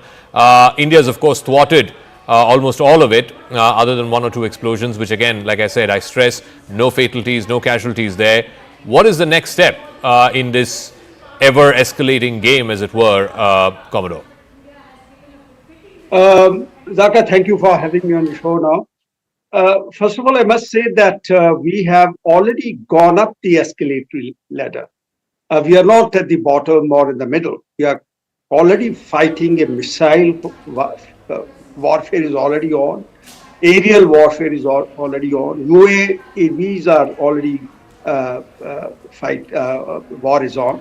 So I think that we have moved very high on the ladder. The IB has been compromised. LOC, heavy fighting is going on. Volume of fire has increased many folds than usual. They are just not respecting any international convention by firing on the civilian areas. They have taken an initiative, in fact, I would say, to hit these civilian populated areas first rather than hitting any of our defense establishments or defense targets, because they're not capable. There is no match when it comes to sophistication level with Pakistan. There's no comparison. We are far ahead from them when it comes to gun power, it comes to aerial firepower, it comes to economic power, it comes to diplomacy. You take any field, we are far ahead from the education levels, intelligence, sophistication that we have shown by carrying out this, what you call strike, a military strike on their terrorist infrastructure, where they were using them as training centers and indoctrinations. So what I mean to say is that we are already moved up far higher. Only thing, a notch which is below is that our ground forces have not breached in any international border LOC. Okay. On LOC, it's just a firing going on. Volume has increased, but crossing over has not been done. And I'm surprised why it has not been done, because as I understand, ceasefire, meaning of ceasefire is that where the two armies which were fighting in 1971 stopped firing on each other by the resolution of the UNO. UNO told us stop fighting, and the two armies stopped fighting, and that became line of control, or what you call is LOC. And there is no international obligation for us to follow. Why are we becoming so law-abiding country when it comes to international order? Does Washington respect any international order? Okay. Do Russians or Moscow does any international order? Do they respect? Do they abide by any, for example, Israel? Do they abide by any international order? Okay. Iran, China, Beijing. So what I mean to say is that we are being very good boys in the eyes of the world. And what is the need of telling, okay, it's a good, I would say, a diplomatic courtesy to inform America and other friendly countries that we are going in for war. We are going in for missile attacks, or as we have destroyed their air defense systems in Lahore and across the border. And they are on full blast. There are swarms of drones are coming, Jaisalmer, all along the northern border, north, IB, and west. That means Punjab, Rajasthan, LOC, and down the line to Rajasthan and everywhere. Gujarat even. And as of now, the Navy has already swung into action. Navy aircraft carrier has moved very close to the territorial waters of Pakistan with 25 ships. We have already probably blocked them three-dimensionally. We have blocked when it comes to underwater. They know submarine can come, no ship can go out. And surface-wise, we have already blocked them. Aerial power, again, there is no match. The kind of weaponry, the platforms to fire at Pakistani naval assets all along that 900 kilometers of coastline that they have got from Gavadar onwards. And I think this is a high time. You see, ancient wisdom tells us to everything there's a season, a time for every matter under the heaven. A time for war, time for peace, time to make, time to break. It's a time now for war. You can't do anything against time. And you are saying it's a time for war, and you're saying you have a short window to make the enemy pay. Let's see. It depends. Break them. And break them. POK. We have been talking all about for the last 70 years, even after this so-called abrogation of Article 370. We have been saying that they are integral part. Now it's a time to make it actually on ground our part.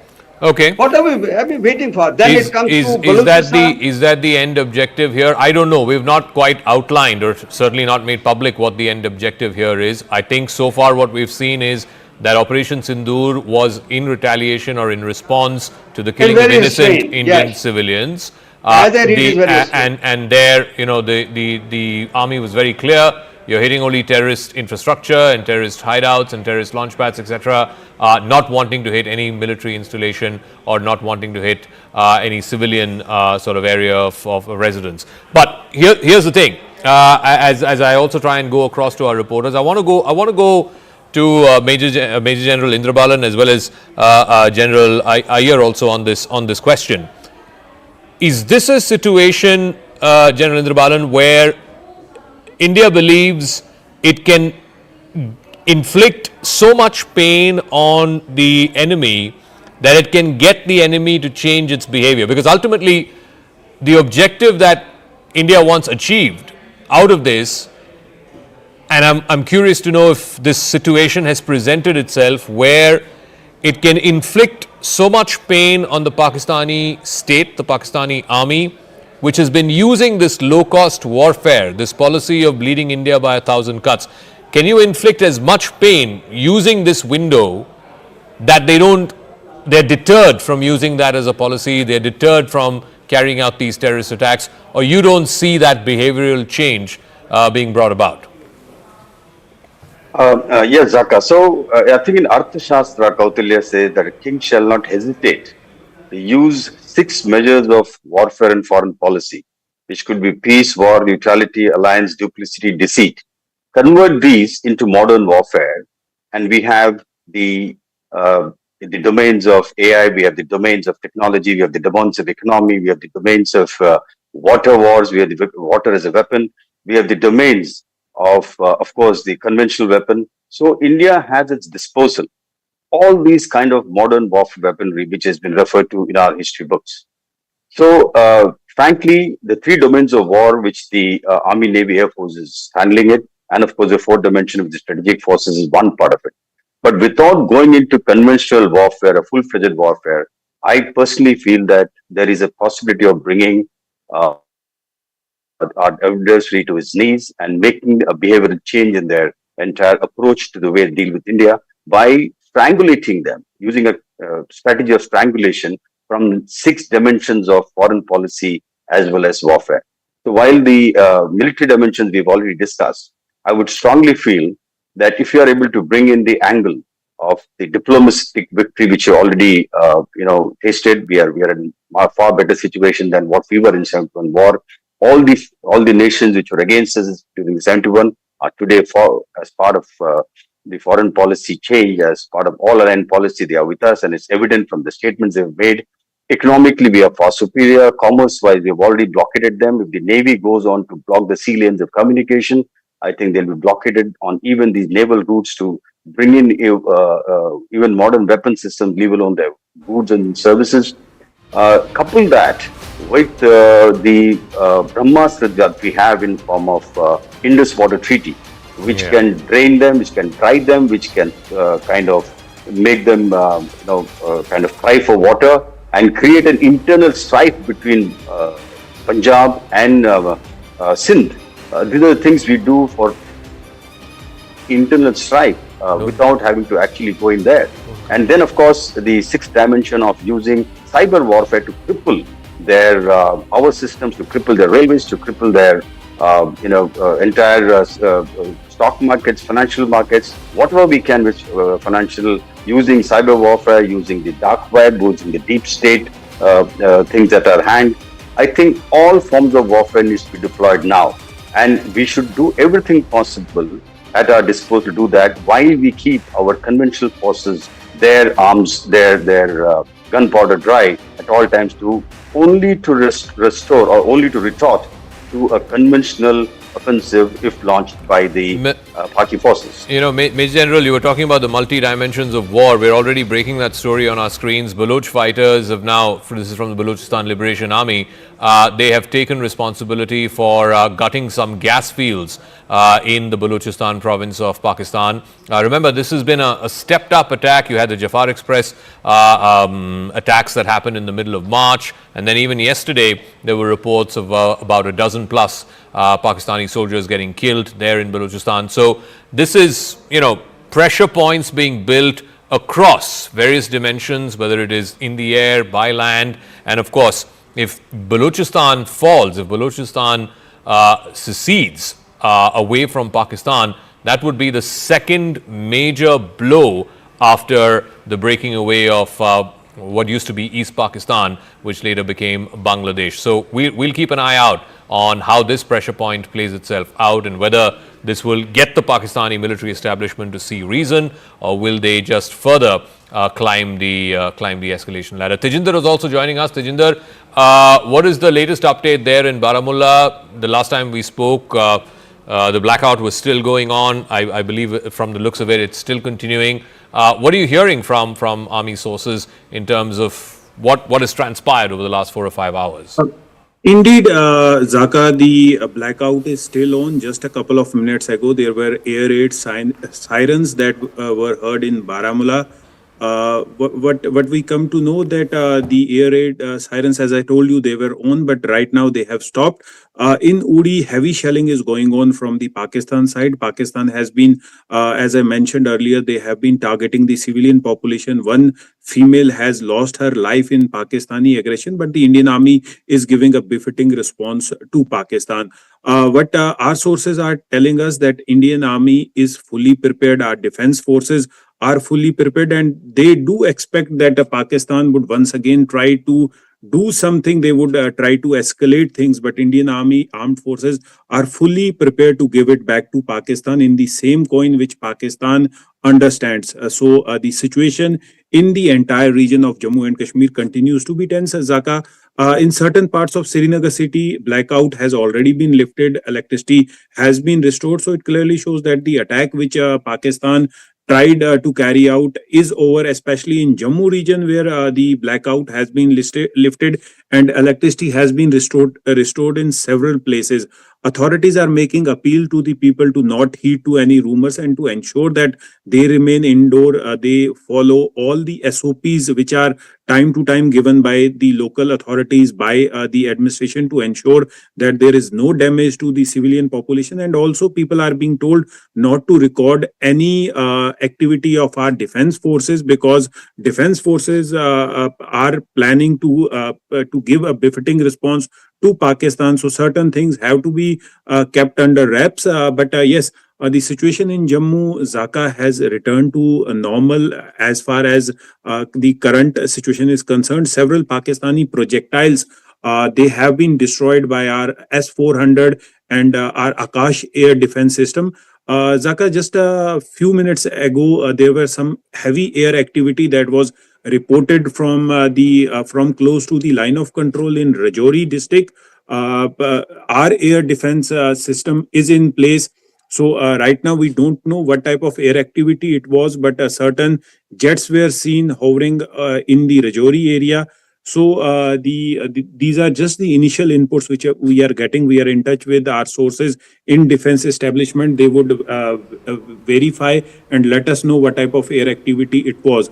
As far as the situation on the line of control is concerned, Zaka, the situation in Poonch has escalated, wherein Pakistan has once again resorted to unprovoked aggression targeting the civilian population. If you remember, just the other day, around 16 civilians were killed when a religious place, a Gurdwara, was targeted by the Pakistan Army. The Indian Army, being a professional army, has been retaliating to the places from where the Pakistan Army has been targeting the civilians. We are not targeting any civilian population, and that was underscored during the press conference which happened earlier yesterday when the Foreign Secretary made it clear that our target during Operation Sindoor were the Pakistani terrorist establishment, the terror training camps, the terror launch pads, and we did not attack any military installation or any civilian installation in Pakistan. But on the other hand, Pakistan is violating the ceasefire, targeting civilian population. So there has been damages to several houses in Poonch, Rajouri, in Uri, Zaka. The loud bangs of the artillery shells that are being fired from both the sides can be heard at a distance of 40 to 45 kilometers. So this is the intensity. Yes, okay, thanks for that. Let me also get a quick word in from both Akash and Ishan. Ishan, in Srinagar, what is the latest situation? Because there are a lot of claims also being made on social media. I want to just underline that. I want to say that, you know, we are reporting responsibly because this is a war situation. There's no other way to put this. I think one of the earlier guests said this is not merely just a ceasefire violation. This is an offensive from Pakistan. Of course, the Indian Army and the Indian Defence Forces are responding to that measure for measure. A large majority of these drone swarms have been neutralized. They've been hit back and brought down by the air defense systems, both the indigenous ones as well as the foreign ones. But Ishan, just on the situation there in Srinagar as well as in the rest of the Kashmir Valley, is the blackout still on? Are we still looking at this situation continuing for the next few hours? What's the advisory? What's the word that's coming in from the army? Well, electricity is back in most of the places, which means that the alarm that was raised, particularly in wake of the attacks that took place in Jammu, the administration, the government and the security forces deemed it necessary to shut down and get a blackout in the entire Srinagar city and all other districts as well, to ensure that there is full preparedness and there is no hindrance while they carry out operations or there any targeting that takes place, particularly of the military infrastructure. Not only in Srinagar, there are crucial military infrastructure, but other than Srinagar, there are also other places where blackout was done and there was no light for several hours. But now we are being given to understand that certain areas, most of them, are getting electricity back. This indicates the fact that they have made sure that there are no drones in the air, there are no projectiles or there are no rockets being fired towards any of the crucial stations in Kashmir.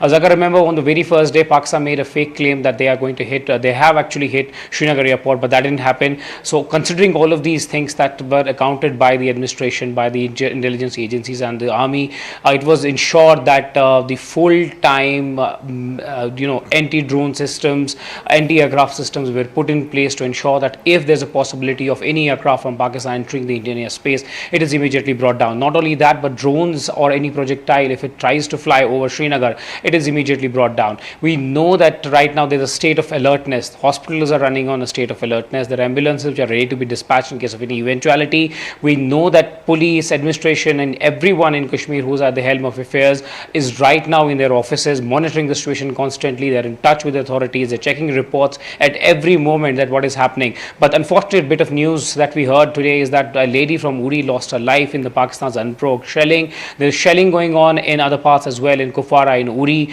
The line of control as we speak is completely lit. I spoke to a journalist friend who is still stuck in Uri. He told me there are shells which have actually landed near the hospital area and in the marketplace in Uri, and they were forced to take shelter in an underground bunker in Uri. So that tells you about the situation that's unfolding in Uri. But other places are also witnessing heavy shelling, and possibly in the morning the damage could be assessed. But there are certain injuries which are being still injured that are being still ferried to the hospital right now as we speak. A grim situation on the line of control, but in Srinagar the lights are back and things are getting a little normal. But yes, it's a wait and watch game. The India is looking at it very carefully. The air defense system is ready. In the case of there is any eventuality, people have been asked not to panic and only trust news sources and information that is coming in from the government. All right, thanks for that, Ishan. I'll get a word in from Akash as well. Akash, tell us, what are you hearing from all three forces, from the Army, the Navy and the Air Force? Of course, we've seen these swarms of drones being neutralized, being brought down by the air defense systems. What are you hearing in terms of further mobilization or further projections that you're hearing from all three services? Right, so Zaka, I'll come to that, but first of all, a big update. BSF is saying that around 11 p.m. they have thwarted one major infiltration bid in Samba. So in Samba, at the international border, people were trying to infiltrate, and BSF has foiled that infiltration. This is what is the latest from BSF. Now coming to the forces, operation is still on, Zaka. I have several inputs of Indian Army and Indian Air Force taking action. As far as jets are concerned, so Tejinder was reporting about jets hovering in Rajouri area. Jets are the first line of defense for air, and in fact this is the reason why we have been told that jets were scrambled and are very much airborne. AVAX systems are very much working. The air defense systems, other ground-based air defense systems are very much working. Akashtir system, which is a control and reporting system, which has got several sort of automations as well, is very much working today, and we have seen the results where in fact the system played a major role in thwarting these sort of attempts. It started at 8 p.m. and it is still on at 1:17 a.m. Zaka. Also, while this is not an assessment from my side, I have had a word with experts. They are saying the time has changed. Last time when we had Kargil, that time conditions were different. This time around, even when we have such a situation where missiles are coming, in fact. Rockets are coming, drones are coming, and we have been retaliating. Then too, there is a scope of coming back to the earlier positions. It is not a full-fledged war yet, and it has been made very clear by the armed forces as well. In the press conference, we heard the Foreign Secretary as well that how initially the operation that was launched by India, the Operation Sindoor, was in retaliation to what we saw in Pahalgam. And between the operation and the Pahalgam, there were 14 days. And since Pakistan did not take any sort of action against the terrorists who were there within their territory, that's the reason why India took a decision, and in fact these 9 targets were hit. But then after that it was categorically mentioned that we haven't hit your, we haven't in fact targeted your military infrastructure, we haven't targeted your civilian population, and now it should be an end, and there should be no further escalation. Pakistan, did not listen to this, and in fact, tried to attack several Air Force, stations, and in fact the radars and air defense system. They tried at least 14 to 15 places in the morning, in the early morning, but that particular, in fact, attempt was, failed. It got failed. And our air defense system, the MRSAMs, Akash, S-400 and several others. In fact, the handheld platform and weapons played a major role in it. We had both Indian Army and Indian Air Force working in a coordinated manner. In response to that, we launched attack on the air defense system, and then after that, in fact, it was categorically mentioned that we don't want further escalation. You did something, you tried something, we have given it back. Now, don't escalate it further. But then too, we saw that they started with Jammu. They targeted Pathankot, they targeted Samba, they targeted several military stations in, near western borders as well, in Punjab, in Rajasthan. But all of these attempts have got failed. Maximum of the attempts have got failed, and we have no confirmation on any sort of hit. In fact, authorities are saying that all of these attempts were thwarted.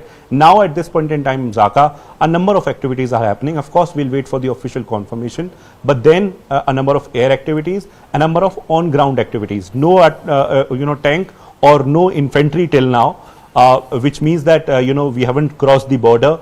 We have our men haven't crossed the LC or the international border for that matter. But then artillery is very much being used, and in fact they are violating ceasefire, and then Indian Army is retaliating, and in the air as well.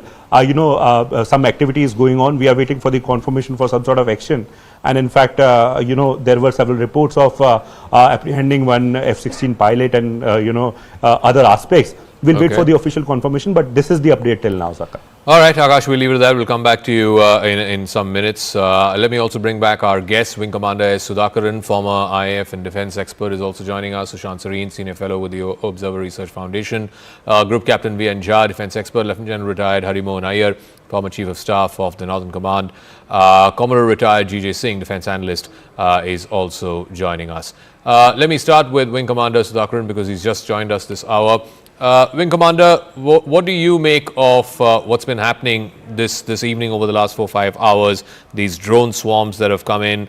Our guests were saying that this is now a new layer in the ladder of escalation. This is where you start because drones are cheap. You don't have to man them.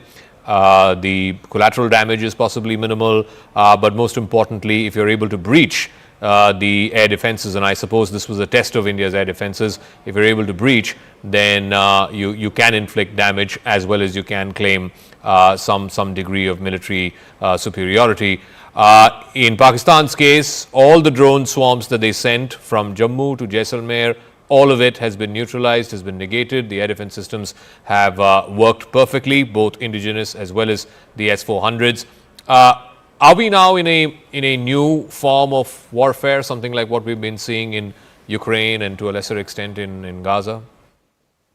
I really can't call it a new form of warfare because this has pretty much been there as a practice even when I was there in service 5-7 years back. So this was pretty much the norm 10 years back. Just because we didn't, lay our hands into it, or just because we had not witnessed it firsthand, we can't call it new.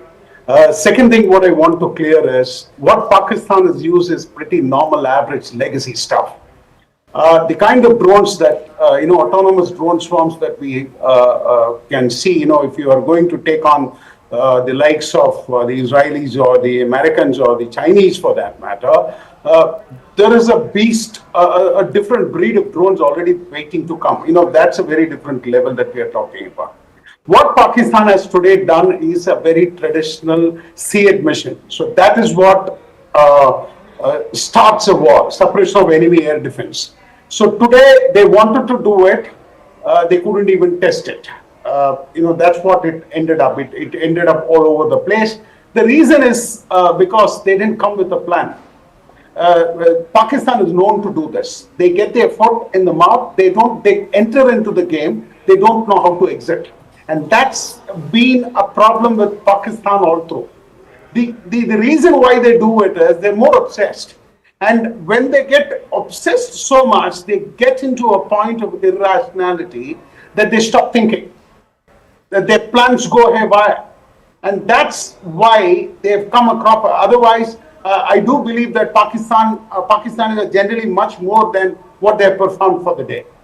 They've not been able to manage a decent hit to go back to their parliament and to say one line of truth. Their prime minister said, we've downed 5 Rafales and then God Allah had saved us, and then how Pakistan is so great, and then how the entire parliament thumped. They were thumping on a lie. They couldn't, substantiate that even on a television studio. The defense minister was all over the place trying to tell that I heard it from the social media. So that is the narrative that they are banking on. Okay. So, rip Pakistani intellect, banking on which they came to fight a war, and that too they banged against the wrong man, Modi. Because if it was somebody 10 years back, probably they would have got away with it. But not with this man and not in this mode. Okay, Wing Commander, we'll leave the psyops and the disinformation. What we're trying to make sense of is military strategy. So let me go back to General Iyer. War game this out for us. All our guests have said that, look, this is the first step. We have added this first new step in the chain of escalation. What happens next? If, for example, and I agree with the Wing Commander's point, I think there's a degree of irrationality that's being sort of built in into what the Pakistan Army and specifically I think the Pakistan Army Chief is trying to achieve. This is not rational behavior. This is completely irrational behavior. But try and make sense of this for our viewers as to what happens next if he's not able to see reason. So Dhaka, before I go there, I'd like to go about 12 hours behind in time. There is a reason behind it. Please understand what we did in the daytime of yesterday. People were talking about, we fired drones. No, we didn't fire drones. We fired the Harrops. The Harrops are anti-AD systems. We destroyed his ADs the entire day. We knocked all his AD out, and that is why his entire Air Force became a kind of a little unuseful, if I was to use the word. He also realizes that tonight is the only night available with him because tomorrow the IMF loan things comes up. So this was a very, very easy off-ramp time for him. Had he been able to achieve the SEAD as the wing commander was bringing out with the help of those drones, had he got a little window, he would have launched 3 or 4 aircrafts, done something, gone back and then said, I have achieved it.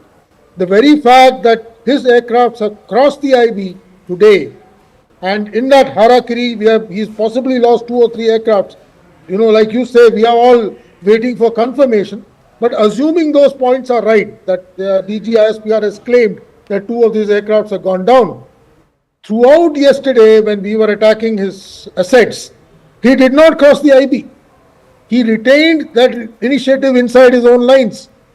He was possibly looking at today's window to achieve something before the flag of the IMF goes up tomorrow. Now to come to your question as to what's going to happen to him tomorrow. Firstly, let's understand we are confronting a very professional armed force. Let's not belittle him on that. Whether it is Air Force or his army, both are extremely professional, and whatever little bit of navy that he has, that is also extremely professional. So it is not a T20 game that 2 days and we'll have ceasefire coming up. No, it doesn't happen that way. What is he going to do now? I do presume that there has to be something he'll try to do on the ground.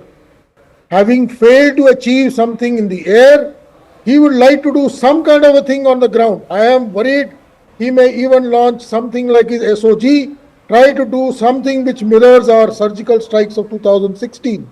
Possibly go behind our forward lines, do some kind of a nasty thing in our depth areas and get back, and that could be his so-called flag on which he can exit. Tonight, in my mind, is going to be a very crucial night because he is now running against time. His Air Force, by large, has now not been able to achieve what he set out to achieve and is not likely to achieve tonight because whatever window he had is all over. Now, his long-range vector, the missiles also been knocked out by us. So he knows that is not going to achieve anything. He doesn't have a very big, very strong navy to do anything on the sea. All that is left with him is the army. And to have a major ground offensive happening over one night is also not likely to happen. So what I am visualizing is some set of actions, possibly along the line of control, where he may end up doing something along with something which he calls as his light commando battalion. Now you must know this light commando battalion is a group which has got regular troops, irregular troops, and it has support inside our territory. All these militant groups which are available, they all form part of this light commando group. He can apply this light commando group along with this SOG in a coordinated manner to achieve a very small little victory. which in my mind is likely to give him some kind of a bargaining space before he calls it out tomorrow. So I am worried about tonight. I hope that we are able to thwart all of his aims and attempts tonight. I don't see anything much coming from the air in the next 24 hours. Okay, so I'm curious to know about this whole IMF bailout, one tranche of which is up for discussion tomorrow, and Pakistan is hoping that they will get it. From what I remember, it's over $1 billion. So Sushant Sareen, paint this for us. There are only two things that can happen tomorrow. Either the IMF says that, look, we've looked at the situation here between India and Pakistan. It's on the brink of all-out war. In this situation, and particularly after what's happened tonight with this swarm of drones being sent, we can't sort of sanction this money, or we can't sign off on this money. That's one possibility. The other possibility is that despite whatever's happened tonight, they say, okay, go ahead, here's a $1 billion check. The point is, how do both of these scenarios play out, and do they have any bearing at all on the behavior of the army and the army chief as to what they will do next? So, Zaka, if the IMF was to release the next tranche, I think the Pakistanis would feel that, they haven't lost any international support and they can pretty much carry on as usual. The fact that whatever skirmishes are right now taking place, exchanges have been taking place, the fact that forces are on the move on both sides, will certainly put enormous amounts of pressure on the Pakistani fiscal. But will it really break their back? I don't think so, not just yet. The thing is that, however, if the IMF was to stop the loan or to delay it or postpone it under whatever pretext, that can only happen because, look, at the technical level, the loan has more or less been approved, which is why it's gone up to the staff level. The director level. Executive director. Now, when all these people sit together, they will have to decide whether they're going to approve the loan or not. And that's by voting. Now, India just has about 3.5% share. So our vote doesn't really count. But if the Americans, for example, were to hold out and not vote in this thing, they have the position to exercise a veto with the 17%, because 15% allows you a veto. So the Americans are in a position to veto this.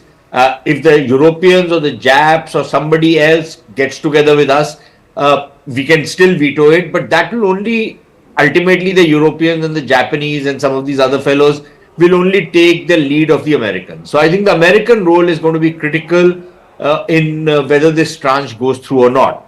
Now, if this tranche doesn't go through, then it puts enormous amounts of pressure on Pakistan. Already we've seen that today their stock market crashed by something like 7,000 points, almost 8 or 9% or thereabouts. There will be enormous amounts of pressure coming, because then many of the other loans that the Pakistanis are trying to get will not come their way. Will then the Chinese, who are not giving any new loans to Pakistan, all that the Chinese have been now doing is rolling over the old loans which they've already given. They're not even extending the tenures of their loans. The Pakistanis are requesting them that instead of every year rolling over these loans,